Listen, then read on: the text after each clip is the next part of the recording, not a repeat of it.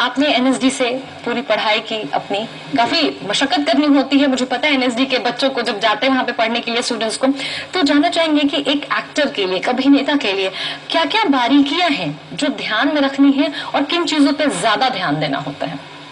राष्ट्रीय नाट्य विद्यालय सिक्किम में जब मैं पढ़ रहा था तो वहाँ तो बहुत सारी चीज़ें पढ़ाई जाती हैं आपको बहुत सारे थ्योरीज पढ़ाए जाते हैं। उसमें मैं भारत में नाट्य शास्त्र की बातों को मैं अभी बताना चाहता हूँ कि एक अभिनेता के लिए नाट्य शास्त्र में भरत मुनि ने क्या कहा है। जैसे आज हम नाट्य शास्त्र को ही पंचम वेद के रूप में माना गया है और कहा भी गया है। नाट्य शास्त्र में एक टॉपिक है एकादश नाट्यांग, जिसमें 11 अंग नाटक के बताए गए हैं। उसमें एक अभिनय एक टॉपिक है। अभिनय एक बहुत वास्ट टॉपिक है जिसमें 4 पॉइंट्स दिए हुए, जिसमें आंगिक है, वाचिक है, आहार्य है और सात्विक है। आंगिक यानी कि बॉडी लैंग्वेज। आप जो अभी मैं जो बोल रहा हूँ तो मेरे साथ मेरा जो बॉडी लैंग्वेज चल रहा है, मेरे जो एक्सप्रेशन है, ये आपका हो गया आंगिक।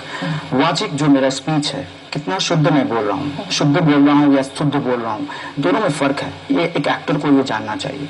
उसके बाद फिर आहार्य आता है, यानी कॉस्ट्यूम, जो कपड़े में जो पहन के आया हूँ अपने पास, ये कॉस्ट्यूम आपके कैरेक्टर के हिसाब से होता है, मेकअप होता है, ये सारी चीजें होती है। और सबसे वाइटल इसका पॉइंट है सात्विक।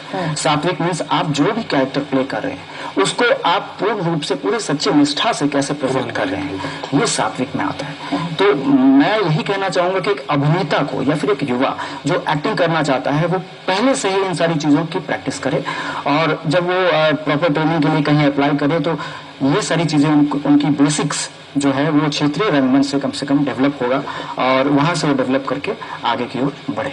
चलिए, बहुत अच्छी आपने बात कही और वेरी वेल एक्सप्लेन्ड, बहुत अच्छे से एक्सप्लेन किया कि किन किन जो बारीकियां मैंने पूछा था, बारीकियों को बता दिया कि कितने आप इन चीजों पे अगर ध्यान देते हैं तो आप शायद एक बेहतर अभिनेता के तौर पर या एक बेहतर डायरेक्टर के तौर पर आप सामने आ सकते हैं।